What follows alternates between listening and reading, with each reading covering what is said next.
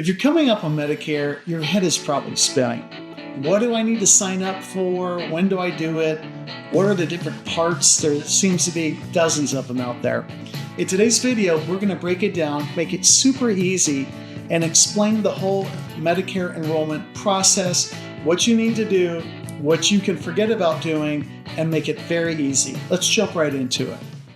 The first part is traditional Medicare.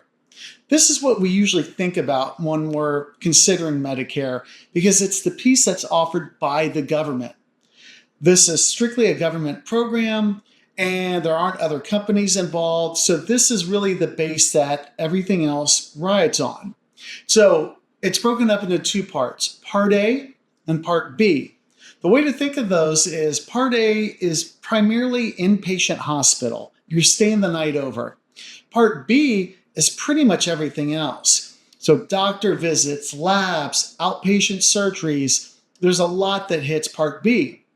Now Part A, usually you've paid into via payroll taxes or a spouse has, and it's automatically signed up, no cost for most people. So when you turn 65, or if you're permanently disabled and you qualify for Medicare based on that, usually you'll get Part A, that's the easy piece. Part B, for most people, requires an additional monthly premium. And so if you turn 65, you have to opt in unless you already queued in for Social Security at an earlier age.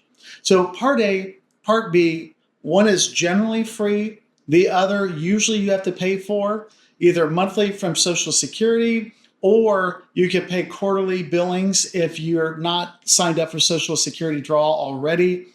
That is traditional Medicare. A, B, one we pay for, one's usually free. We need that because that's the bulk of what Medicare is. It works like an 80-20 plan with deductibles built in. So it's going to pay 80% of the bills. You're paying 20% after you meet certain deductibles, one for Part A and one for Part B.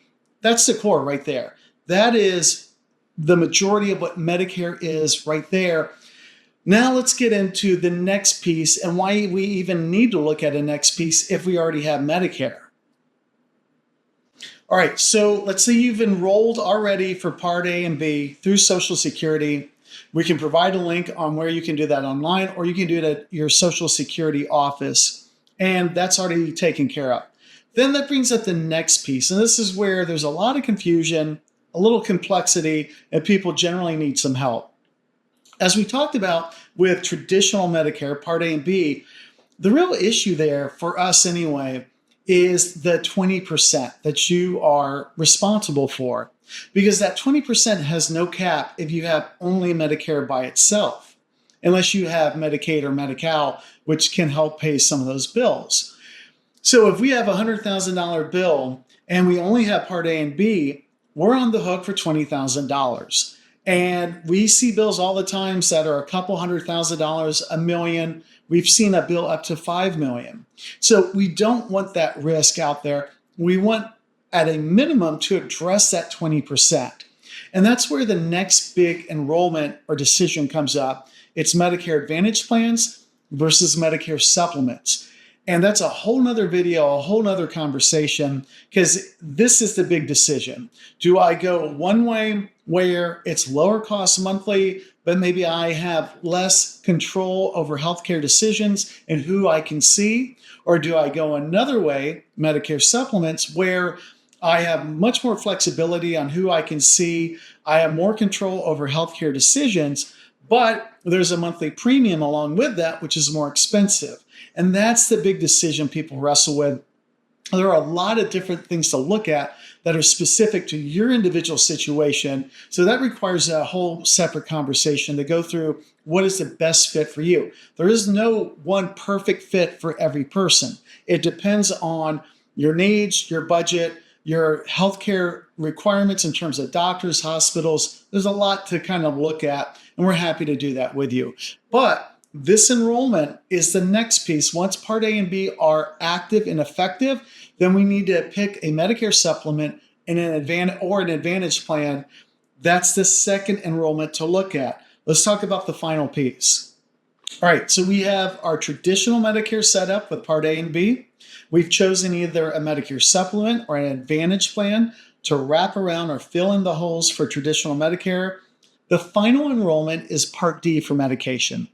And this is a separate plan with a private insurance carrier, like the Supplement and Advantage plans. Those are private carriers as opposed to through the government. Part D is for medication specifically. If you go to the Medicare Supplement route, you'll need a separate Part D plan generally to address medication. And those will probably be two different carriers because the same carrier that's very strong for supplement in terms of value pricing is generally not the same that is solid for Part D. They can be different carriers depending on your medications, what the costs are, star ratings. There's a lot to look at there. So if you have a supplement, you usually pair it up with a Part D, separate enrollment. Now, if you go the Advantage route, most of those plans already have Part D built in. That's why you see MAPD, Medicare Advantage Prescription Drug, or Part D. And so those are usually built in. There are a couple out there where they're not because someone is able to get their medication through TRICARE or some other option, and they only need the Advantage. But 99% of the enrollments out there are MAPD where they have the Part D built in. So those are our three areas now. We have traditional Medicare, Part A and B, with the government. We have a Medicare Supplement or Advantage plan with a private carrier. We have Part D for medication with a private carrier. Let's wrap this all up and talk about a couple of key points that are really important on this whole enrollment. Those are the primary pieces, but there are important times where we need to get this all processed and enrolled. We have a whole video on this, which goes into more detail, and we can go through your personal situation. But they're each going to have certain windows during which you can enroll without penalty and you're guaranteed issue, meaning they can't say no based on health. So traditional Medicare, Part A and B, is going to have one window. Generally, it's when you are turning age 65 or coming off employer coverage or tied to permanent disability. There are other little weird rules out there, but that's the vast majority of people who are signing up for Part A and B.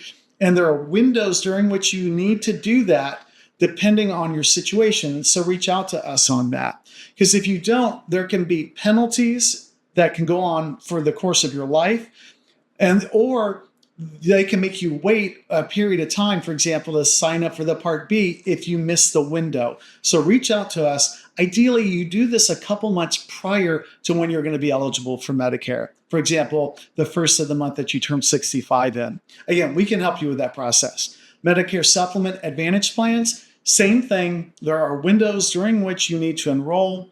We want to make sure to enroll prior to the first of the month you want it to start.